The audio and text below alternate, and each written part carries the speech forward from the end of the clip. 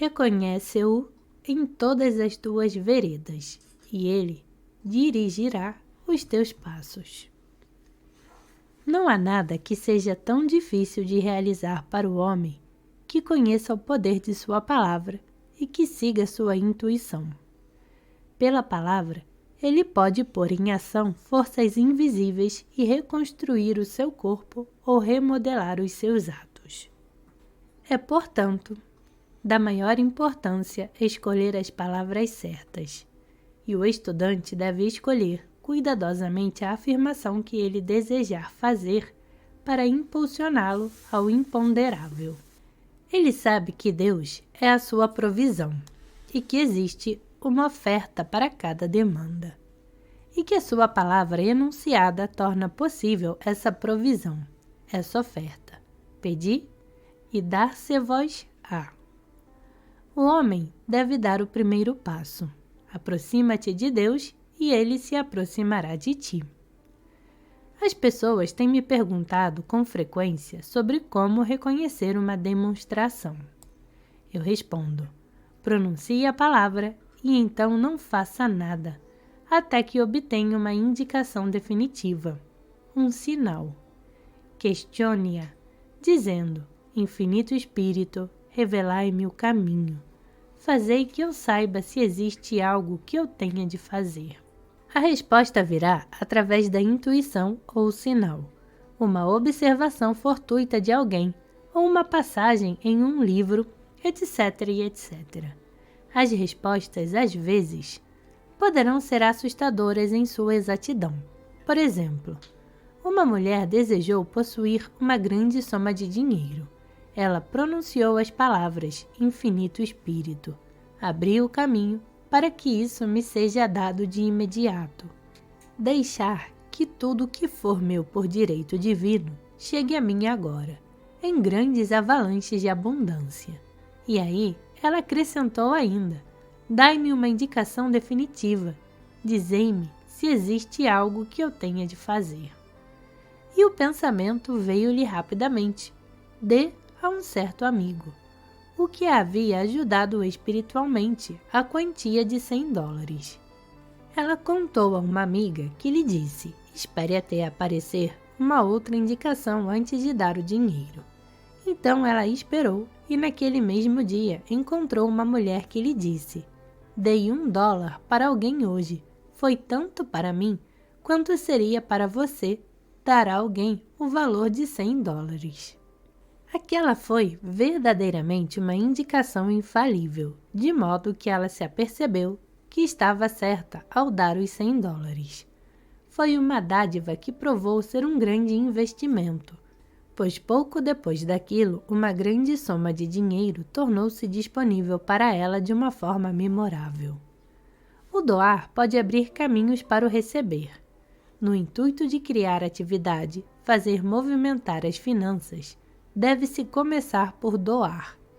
O dízimo ou a doação de 10% de sua renda constitui um antigo costume judaico e, com certeza, traz crescimento. Muitos dos homens mais ricos deste país têm sido dizimistas, e eu nunca soube de algum caso em que isso falhasse como uma forma de investimento. A 10ª parte vai-se embora e retorna abençoada e multiplicada. Mas a doação ou o dízimo devem ser feitos com amor e alegria, pois Deus ama aquele que doa com alegria. As contas devem ser pagas com alegria. Ao despojar-se de todo o dinheiro que sai, deve-se fazê-lo sem nenhum temor e com uma bênção. Essa atitude mental faz com que o homem seja o senhor do dinheiro. Ele tem de obedecer àquele, e a sua palavra enunciada então abrirá vastos reservatórios de riqueza. O próprio homem limita a sua provisão pela sua visão igualmente limitada. Às vezes o leitor tem uma grande percepção da riqueza, mas fica com medo de agir. A visão e a ação devem seguir de mãos dadas, conforme no caso do homem que comprou um casaco de pele. Uma mulher veio a mim e me pediu para indicar-lhe a palavra certa para se conseguir um emprego.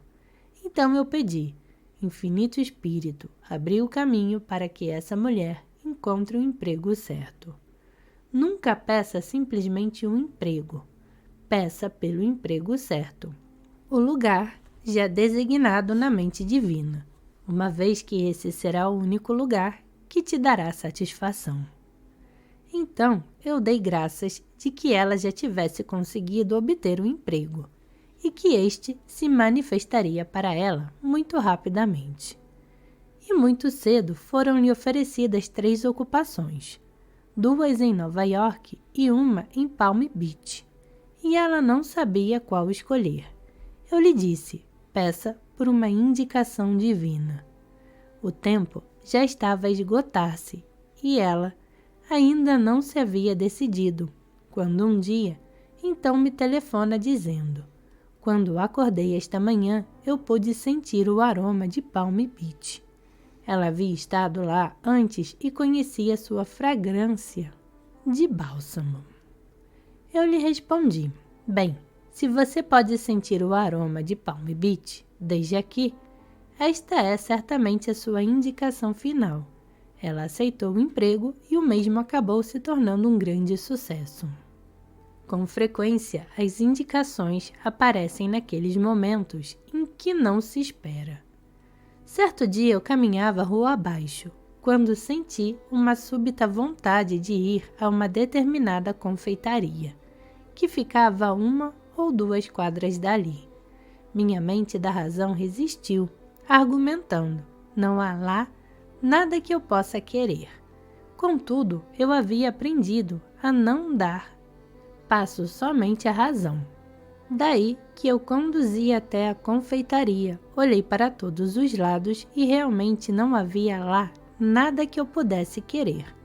Mas ao sair, encontrei uma mulher em que eu pensava com frequência. Ela estava a precisar de ajuda e do tipo que eu podia lhe dar, e eu a ajudei. Muitas vezes saímos para um propósito ou mesmo sem propósito e nos defrontamos com o outro. A intuição é uma faculdade espiritual que não se aplica, pois ela simplesmente aponta o caminho. A pessoa sempre obtém uma indicação durante um tratamento. A ideia que daí advém pode parecer bastante irrelevante, mas alguns dos sinais de Deus são mesmo misteriosos. Certo dia, em sala de aula, eu ensinava que cada indivíduo receberia uma indicação definitiva. Uma pessoa veio a mim depois e disse: enquanto você fazia sua exposição, eu obtive a indicação de que eu deveria retirar minha mobília do depósito e tentar conseguir um apartamento. A mulher havia vindo para tratar de sua saúde e eu então lhe disse que, ao conseguir a sua própria casa, a sua saúde melhoraria. E acrescentei, eu acredito que o seu problema, que é uma congestão, adveio do fato de estar longe de seus objetos, sua mobília. A congestão das coisas causa a congestão do corpo. Você violou a lei do uso e seu corpo está a sofrer a respectiva pena. Então, eu dei graças a Deus para que a ordem divina fosse restabelecida em sua mente, corpo e ações. As pessoas pouco sonham de que seus afazeres reajam sobre o seu corpo. Existe uma correspondência mental para cada tipo de doença. Pode uma pessoa receber a cura instantânea através da simples percepção de que o seu corpo constitui uma ideia perfeita na mente divina, sendo, portanto, íntegro e perfeito. Mas se a pessoa continua com seus pensamentos destrutivos, usura, o ódio, o medo, a condenação, a doença reaparece. Jesus Cristo sabia que toda doença vinha do pecado, mas admoestou o leproso depois da cura, para que não fosse e não pecasse mais, para que algo pior não sobreviesse a ele. Assim, a alma do homem, ou sua mente subconsciente, deve ser lavada mais alva que a neve, para que se obtenha cura permanente. E o metafísico está sempre mergulhando fundo nessa correspondência entre o pensamento, a mente e o estado físico. Jesus Cristo disse: não condeneis para que não sejais condenado. Não julgueis para que não sejais julgados. Muitas pessoas já atraíram a doença e a infelicidade por condenarem outras pessoas, pois o que o homem condenar nos outros atrairá para si próprio. Por exemplo, uma amiga procurou-me em grande ira e sofrimento porque o seu marido a havia abandonado por uma outra mulher. Ela condenava a outra mulher e dizia continuamente: ela sabia que ele era um homem casado e não tinha o direito de aceitar as suas atenções. Eu respondi: pare de condenar a outra mulher, ao contrário, abençoe-a e livre-se dessa situação. De outra forma, você estará atraindo a mesma coisa para si mesma. Ela fechou os ouvidos para as minhas palavras. E 1 ou 2 anos mais tarde, ela mesma tornou-se profundamente interessada num homem casado. Sempre que o homem critica ou condena, é como se ele pusesse a mão num fio desencapado, pois poderá esperar pelo choque. A indecisão constitui uma pedra no caminho de muita gente. A fim de contorná-la, enuncia as seguintes palavras repetidamente: eu estou sempre amparado sob a inspiração direta. Tomo as decisões corretas e rapidamente. Essas palavras impressionam o subconsciente e logo a pessoa se dá conta de que está acordada e alerta, dando os passos certos sem hesitação. Sempre achei destrutivo recorrer ao plano psíquico para a orientação, já que esse é o plano de muitas mentes e não da mente única. À medida que o homem abre a sua mente para a subjetividade, ele se torna um alvo de forças destrutivas. O plano psíquico é o resultado do pensamento mortal do homem, e que está no plano dos opostos. Ele pode receber tanto mensagens boas quanto mensagens ruins. A ciência dos números, ou numerologia, e a leitura de horóscopos mantém o homem no plano inferior, no plano mental, pois ambos tratam apenas dos caminhos kármicos. Conheço um homem que devia estar morto já há alguns anos de acordo com o seu horóscopo, mas ele está vivo e é o líder de um dos maiores movimentos neste país, voltado ao desenvolvimento da humanidade. É preciso uma mente muito forte para neutralizar uma profecia do mal. O leitor deve sempre declarar o seguinte: toda falsa profecia se transformará em nada, e todo plano que o meu Pai, que está nos céus, não tenha planejado, será dissolvido e dissipado, e somente a ideia divina agora passará a atuar. Contudo, se qualquer boa mensagem tiver sido dada de que a felicidade ou a riqueza estão por vir, aporte e espere, e ela se manifestará mais cedo ou mais tarde, através da lei da expectativa. A vontade do homem deverá ser usada para contrariar a lei do universo. Eu desejo que o desejo de Deus seja feito. É da vontade de Deus conceder a cada homem que seja feito todo o desejo correto de seu coração. E a vontade do homem deve ser usada para manter a perfeita visão, sem nenhuma hesitação. E disse o filho pródigo: levantarei e voltarei à casa de meu pai.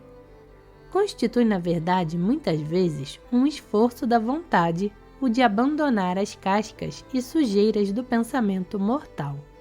É tão mais fácil para uma pessoa normal ter medo do que ter fé. Assim, a fé constitui-se de um esforço da vontade. À medida que o homem se torna espiritualmente consciente, ele reconhece que qualquer desarmonia externa implica a correspondência da desarmonia mental. Se ele tropeça ou cai, ele pode saber que está a tropeçar ou cair em consciência. Certo dia, uma aluna caminhava pela rua a condenar alguém em seus pensamentos. Ela dizia mentalmente: aquela mulher é a mais desagradável que existe na terra, quando subitamente 3 rapazes escoteiros precipitaram-se na esquina e quase a atropelaram.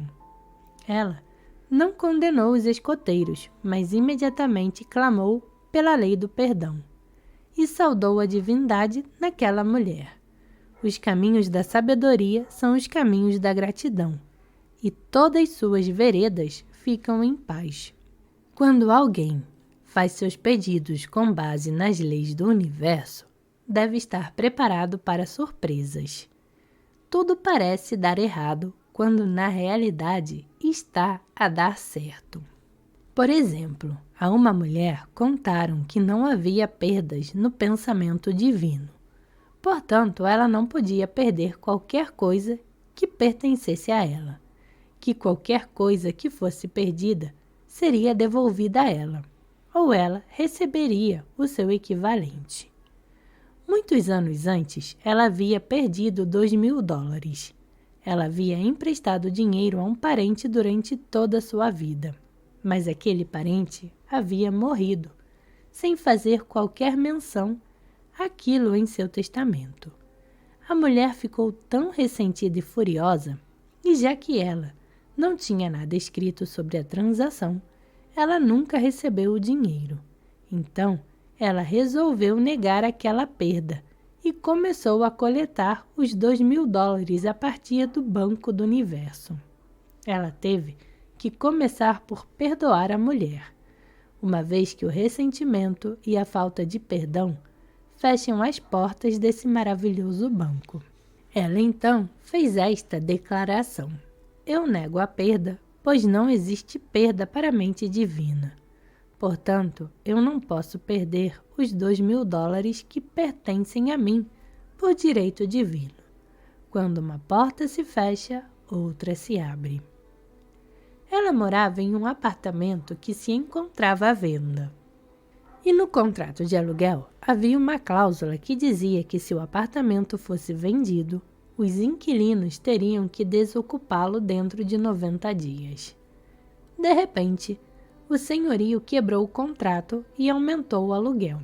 Novamente, a injustiça estava em seu caminho, mas desta vez ela não se deixou perturbar. Ela abençoou o senhorio, dizendo: já que o aluguel subiu, isso significa que eu estarei tanto mais rica, pois Deus é minha provisão. Novo contrato foi feito para o aluguel aumentado, mas por algum engano divino, a cláusula dos 90 dias foi esquecida. Logo depois, o senhorio conseguiu vender a casa. Por conta do engano cometido no novo contrato, os inquilinos puderam continuar por mais um ano. O agente imobiliário ofereceu a cada inquilino $200, no caso de vacância do imóvel. Várias famílias se mudaram, 3 permaneceram, inclusive a mulher. 1 mês ou 2 se passaram, e o agente reapareceu. Desta vez ele disse à mulher: a senhora quebraria o contrato pela soma de $1.500? Passou-lhe rapidamente pela cabeça: aqui vem os $2.000. Ela se lembrou haver contado a amigas sobre a casa. Vamos todos agir juntos se algo mais for dito sobre sairmos. Então, a sua indicação foi a de consultar as amigas. Essas amigas disseram: bem, se eles ofereceram $1.500, certamente vão lhe dar os $2.000. Assim, ela acabou recebendo um cheque de $2.000 por desistir do apartamento. Isso significou certamente uma obra memorável da lei, e a aparente injustiça significou meramente a abertura de caminhos para sua demonstração. Isso provou que realmente não existe perda. E quando o homem assume o seu papel espiritual, ele colhe tudo aquilo que a ele pertence a partir deste grande reservatório do bem. Eu vos restaurarei os anos que os gafanhotos comeram. Os gafanhotos são as dúvidas, os medos, os ressentimentos e arrependimentos do pensamento mortal. Esses pensamentos adversos por si só roubam ao homem, pois nenhum homem se dá senão a si mesmo, e nenhum homem rouba senão de si mesmo. O homem está aqui para provar a Deus e para testemunhar sobre a verdade, e ele somente pode provar a Deus ao fazer-se plenitude a partir do nada, e ao fazer-se justiça a partir da injustiça. Provai-me agora, por este meio, disse o Senhor a seus anfitriões. Eu vos abrirei as janelas dos céus e derramarei bênçãos tamanhas que não haverá espaço para recebê-la.